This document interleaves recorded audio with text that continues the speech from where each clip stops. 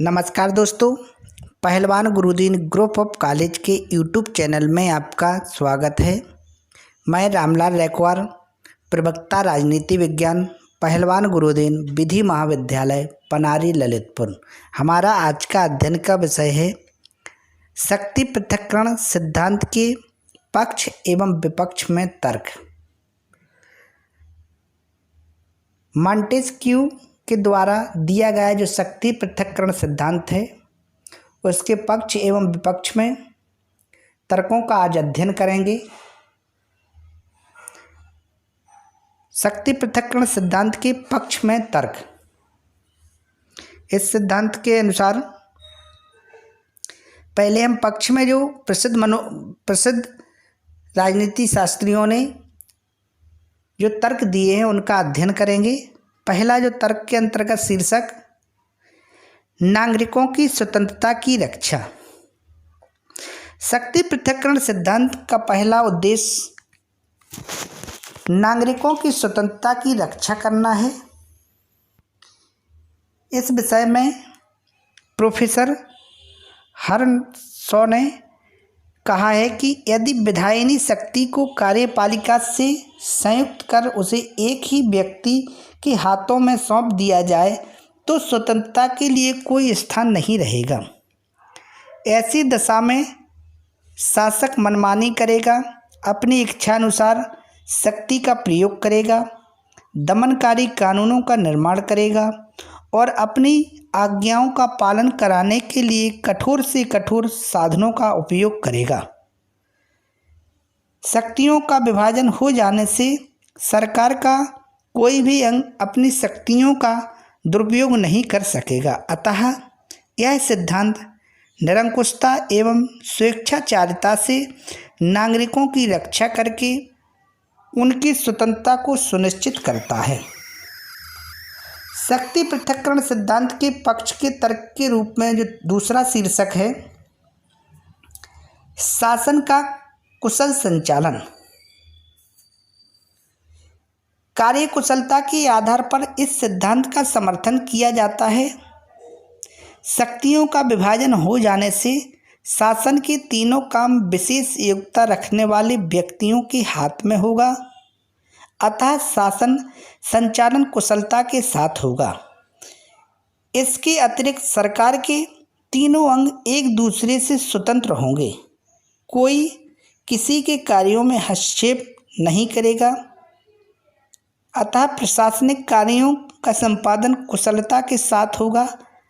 शासन को सुव्यवस्थित ढंग से चलाने के लिए शासन की तीनों शक्तियों को भिन्न भिन्न अंगों को सौंपना आवश्यक है। शक्ति पृथक्करण सिद्धांत के पक्ष के तर्क के रूप में जो अगला बिंदु है निष्पक्ष न्याय की संभावना। शासन के तीनों अंगों के अलग हो जाने से न्यायपालिका स्वतंत्र होगी। वह कार्यपालिका एवं व्यवस्थापिका के अनुचित हस्तक्षेप एवं दबाव से मुक्त रहेगी। अतः यह न्याय का कार्य निष्पक्ष रूप से कर सकेगी। सिद्धांत के पक्ष के तर्क के रूप में जो अगला बिंदु है संघर्ष का अभाव। जब सरकार के तीनों अंगों के कार्य पृथक पृथक होते हैं और उनका कार्य क्षेत्र निश्चित रहता है, उस दशा में संघर्ष की संभावना बहुत कम रहती है। सरकार का प्रत्येक अंग स्वतंत्रतापूर्वक अपने कार्यों का संपादन करता है। शक्ति पृथक्करण सिद्धांत के पक्ष के तर्क के रूप में जो अगला बिंदु निरंकुशता और अत्याचार से रक्षा। शक्ति पृथक्करण के फलस्वरूप शासन की निरंकुशता और अत्याचार से नागरिकों की रक्षा होती है। अतः शक्ति पृथक्करण सिद्धांत के पक्ष के तर्क के रूप में जो बिंदु थे उनका अध्ययन किया गया।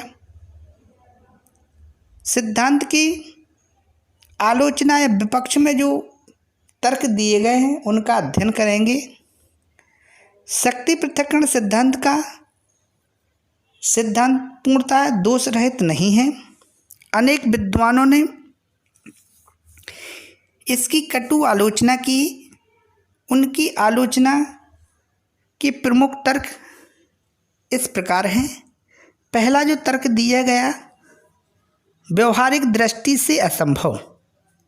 इस संबंध में प्रोफेसर गार्नर तथा कुछ अन्य विद्वानों ने इस सिद्धांत की आलोचना करते हुए लिखा है कि यह सिद्धांत अव्यवहारिक है। प्रोफेसर गार्नर ने कहा है कि बुद्धि तथा अनुभव दोनों यह बताते हैं कि कोई भी सरकार तीनों विभागों कार्यपालिका, व्यवस्थापिका तथा न्यायपालिका के पूर्ण पृथक्करण पर नहीं चल सकती। संसार में कभी भी ऐसा संविधान नहीं रहा है और न कभी न अभी है जिसमें इन तीनों विभागों में कोई संबंध न रहा हो। इस प्रकार यह सिद्धांत अव्यवहारिक है। इसको लागू करने में अनेक समस्या और कठिनाइयाँ उत्पन्न होगी। सरकार के तीनों अंगों के कार्यों को एक दूसरे से एकदम अलग कर देना संभव नहीं है। शक्ति पृथक्करण सिद्धांत के विपक्ष के तर्क के रूप में जो दूसरा बिंदु है, स्वतंत्रता शक्ति पृथक्करण के बिना भी संभव। शक्ति पृथक्करण सिद्धांत के समर्थकों का कहना है कि शक्ति पृथक्करण के सिद्धांत से जनता की स्वतंत्रता की रक्षा होगी, परंतु स्वतंत्रता शक्ति पृथक्करण सिद्धांत के बिना भी संभव है। उदाहरण के लिए इंग्लैंड में शक्ति पृथक्करण का सिद्धांत नहीं है, किंतु वहाँ के नागरिकों को उतनी ही स्वतंत्रता सुलभ है जितनी कि अमेरिका के निवासियों को। शक्ति पृथक्करण सिद्धांत के विपक्ष के या तर्क के रूप में जो अगला बिंदु है, अच्छी कानूनों का निर्माण असंभव। शक्ति पृथक्करण सिद्धांत को लागू करने से अच्छे कानूनों का निर्माण असंभव हो जाएगा। कानूनों को कार्यपालिका लागू करती है। कार्यपालिका अच्छी तरह जानती है कि देश को किस समय व किस प्रकार के कानूनों की आवश्यकता है, परंतु शक्ति पृथक्करण की स्थिति में कार्यपालिका उन कानूनों को नहीं बनवा सकती जिसे वह देश के लिए उपयोगी समझती है। शक्ति पृथक्करण सिद्धांत के विपक्ष के तर्क के रूप में जो अगला तर्क है, न्याय विभाग का संगठन दोषपूर्ण। शक्ति पृथक्करण सिद्धांत के फलस्वरूप न्याय विभाग के में अयोग्य और काहिल लोगों की संख्या में वृद्धि हो जाती है। शक्ति पृथक्करण के सिद्धांत के अक्षरशः लागू करने पर न्यायाधीशों की नियुक्ति निर्वाचन द्वारा करनी पड़ेगी, परंतु जनता द्वारा निर्वाचित न्यायाधीश निष्पक्ष और योग्य नहीं होंगे। अपने चुनाव के लिए जनता पर आश्रित न्यायाधीश निष्पक्षता और ईमानदारी से अपना कर्तव्य पालन नहीं कर सकेंगे। सिद्धांत के जो विपक्ष के रूप में जो अगला तर्क दिया गया है, शासन के अंगों में संघर्ष की संभावना। इससे विभाग में पारस्परिक सहयोग की भावना लुप्त हो जाएगी और शासन के तीनों अंगों को पग पग पर अवरोध का सामना करना पड़ेगा। यह भी हो सकता है कि शासन के तीनों अंग विभिन्न दिशाओं में जाने का प्रयास करें और शासन की एकरूपता नष्ट होने के साथ ही उसमें गति अवरोध उत्पन्न हो जाए। अगला जो विपक्ष के रूप में जो तर्क दिया है, संसदात्मक पद्धति असंभव। संस्थात्मक शासन में कार्यपालिका और व्यवस्थापिका में घनिष्ठ संबंध रहता है। इस सिद्धांत के अंतर्गत संस्थात्मक शासन पद्धति असंभव है। इस प्रकार शक्ति पृथक्करण का सिद्धांत अनुपयुक्त दिखलाई पड़ता है। शक्ति पृथक्करण सिद्धांत की आलोचना या विपक्ष के रूप में जो अगला तर्क दिया गया है, उसमें तीनों अंगों को समान महत्व देना अनुचित। यह सिद्धांत सरकार के तीनों अंगों को समान महत्व देता है, परंतु यह मान्यता भ्रमपूर्ण है। वास्तव में व्यवस्थापिका सभा इन तीनों अंगों में सबसे अधिक शक्तिशाली और महत्वपूर्ण है, क्योंकि यही अंग जनता का प्रतिनिधित्व करता है और अपने कानूनों के द्वारा जन इच्छा की अभिव्यक्ति करता है। इस संबंध में हमें स्मरण रखना चाहिए कि शक्ति पृथक्करण का अर्थ शक्तियों का पृथक्करण न होकर कार्यों का पृथक्करण होना चाहिए, जैसा कि प्रसिद्ध विद्वान हेराल्ड जे लास्की ने कहा है कि सरकार के कार्यों का पृथक्करण करना आवश्यक है, परंतु इसका अर्थ सरकार के अंगों के संचालनों या संचालकों को पृथक करना नहीं है।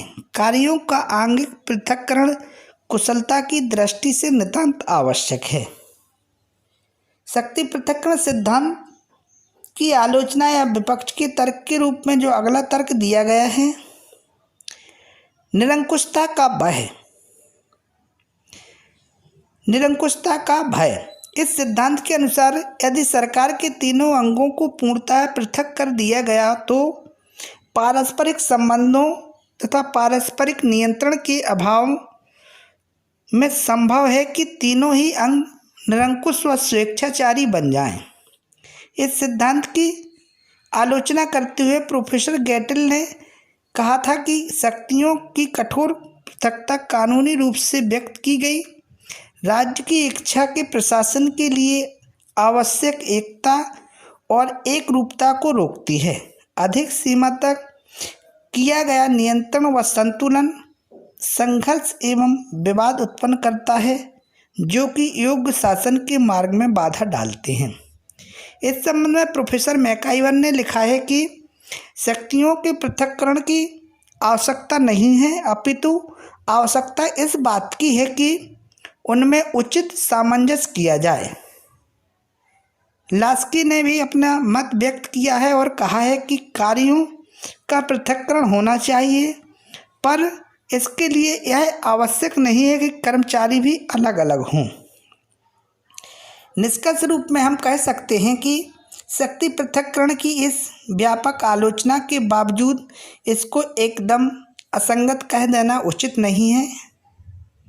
अतः इस सिद्धांत के अंतर्गत शासन के अंगों की स्वतंत्रता को विशुद्ध रूप से स्वीकार करने के स्थान पर यदि यह कहा जाए कि सरकार के इन तीनों अंगों को एक दूसरे के क्षेत्र में अनुचित हस्तक्षेप से बचकर अपनी सीमाओं में रहते हुए उचित सहयोग का मार्ग अपनाना चाहिए, तो इस सिद्धांत के उद्देश्यों की पूर्ति हो जाएगी।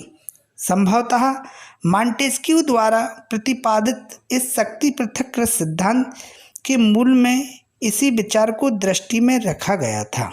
अतः हमारा जो आज का अध्ययन का विषय था शक्ति पृथक्करण सिद्धांत के पक्ष एवं विपक्ष में तर्क, तो इनका विस्तृत अध्ययन किया गया। धन्यवाद।